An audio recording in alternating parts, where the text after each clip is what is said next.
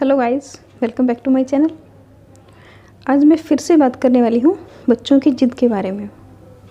बहुत सारे पेरेंट्स बोलते हैं कि अभी तो हमारा बच्चा 2-3 साल का है या फिर 5 साल का है, लेकिन वो बहुत ज़िद करता है, हमारी बिल्कुल भी नहीं सुनता। अब जब वो बच्चा अभी इतना छोटा है तभी आपको इतनी प्रॉब्लम आ रही है उसको हैंडल करते हुए, तो जब वो बच्चा बड़ा हो जाएगा 15, 20 या 25 साल का हो जाएगा तब वो आपकी क्या हालत होने वाली है। तो इन्हीं बातों को हम लोग सॉल्व करते हैं कुछ सिंपल सी ट्रिक्स के साथ। देखिए, अगर आपका बच्चा किसी गलत चीज़ के लिए जिद कर रहा है जो आपको लगता है कि उसकी सेहत के लिए ठीक नहीं है या फिर उसकी फ्यूचर के लिए ठीक नहीं है और आप उसको वो नहीं देना चाहते, तो अगर आपने उसको एक बार मना कर दिया ना, तो मना कर दिया, तो बच्चे को ये पता होना चाहिए कि नो मीन्स नो होता है। ऐसा नहीं होना चाहिए कि बच्चे ने 2 बार 4 बार 6 बार बोला, फिर उसने रोना शुरू कर दिया और ज़ोर ज़ोर से चिल्लाना शुरू कर दिया, तो आपने उसकी बात मान ली और वो चीज़ उसको दिलवा दी।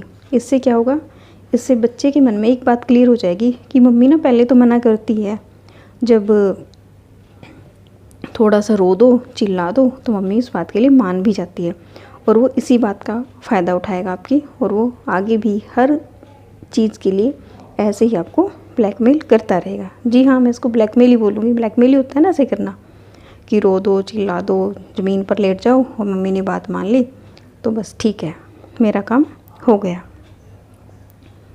तो अब इससे बचने के लिए आपको एक बात और भी आप कर सकते हो जिससे कि आपका बच्चा जिद करना छोड़ देगा। वो बात क्या है कि जब आपका बच्चा रो रहा है ना, किसी बात के लिए जिद करके उसने रोना शुरू कर दिया, चिल्लाना शुरू कर दिया, तो आप क्या कीजिए, उसकी तरफ ध्यान ही मत दीजिए, अपने काम में मस्त रहिए। चाहे आप अपने घर का काम कर रहे हैं, खाना बना रहे हैं, टीवी देख रहे हैं या कुछ भी है, एनीथिंग, आप उसको तरफ बिल्कुल भी उसको शो कीजिए कि आपके ऊपर उस बात का कोई असर ही नहीं पड़ रहा है उसके रोने का। इससे क्या होगा, बच्चे को लगेगा कि यार मैं तो रो भी रहा हूँ लेकिन मम्मा के ऊपर तो कोई असर ही नहीं हो रहा इस बात का। तो क्या होगा, वो थोड़ी देर के बाद अपने आप ही अपनी गेम में मस्त हो जाएगा। लेकिन अगर आप उसको बार बार पूछोगे ना, बेटा क्या हुआ, बेटा क्या हुआ, तो क्या होगा, वो बच्चा अपने दिमाग में ये सोच लेगा कि हाँ, मेरे रोने चिल्लाने का ना मम्मी के ऊपर कुछ तो असर हो रहा है, तो उसकी रोने की तो उसकी रोने की टोन जो है ना और चेंज हो जाएगी और ज़ोर ज़ोर से वो रोना शुरू कर देगा।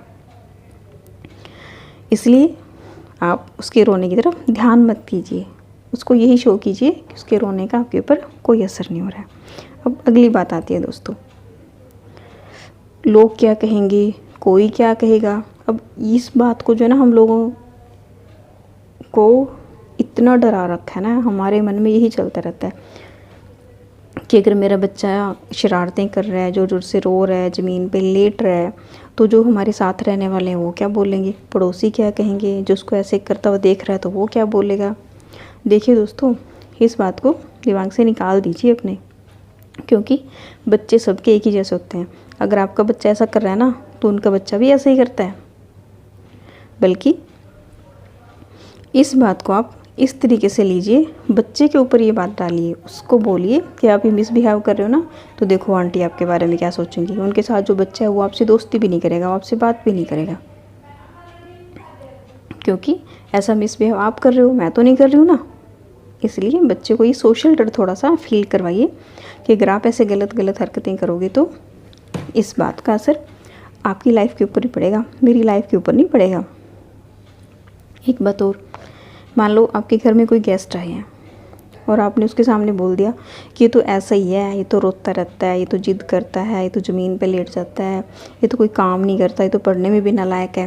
अगर आप उनके सामने ऐसी बातें करोगे ना, तो बच्चा जो के दिमाग से ना डर ख़त्म हो जाएगा। वो मेहमानों के सामने या किसी भी बाहर से आने वाले के सामने उल्टी हरकतें करनी अपनी जारी रखेगा। लेकिन अगर आप ऐसा बोलते हो ना कि तो बहुत अच्छा है, ये तो आराम से खाना भी खा लेता है, ये तो सारा होमवर्क भी कर लेता है, तो स्कूल भी टाइम से चला जाता है, तो कोई शरारत भी नहीं करता, तो क्या होगा, बच्चे के मन में अगर कोई शरारत सूझ भी रही होगी ना, तो वो सोचेगा नहीं यार, मम्मा ने मेरी बड़ी तारीफ़ की है। बच्चे को अपनी ना बड़ी रिस्पेक्ट फील होती है, तो बच्चा कुछ भी गलत हरकत करने से पहले एक बार ज़रूर सोचता है कि मेरे को ऐसा नहीं करना है। देखिए दोस्तों, हर मम्मी उम्मीद करती है कि अपने बच्चे से कि उसका बच्चा जो है ना सारा दिन आराम से एक ही जगह पर बैठा हुआ रहे, लेकिन दोस्तों ऐसा बिल्कुल भी नहीं होता, ऐसा पॉसिबल ही नहीं है, क्योंकि ऐसा किसी का बच्चा नहीं होता जो कि पूरा दिन आराम से एक ही जगह पर बैठा रहेगा। हाँ, एक बात और है, अगर आप फ़ोन दे दोगे ना उसको फिर तो ज़रूर बैठा रहेगा, जो कि जब तक कि उसकी बैटरी ख़त्म नहीं हो जाएगी। लेकिन ऐसा तो हमको करना नहीं है, नहीं करना है ना ऐसा। तो इन सब चीज़ों से बचने के लिए आप एक काम कर सकते हैं, आप उसको ऑप्शन दे सकते हैं।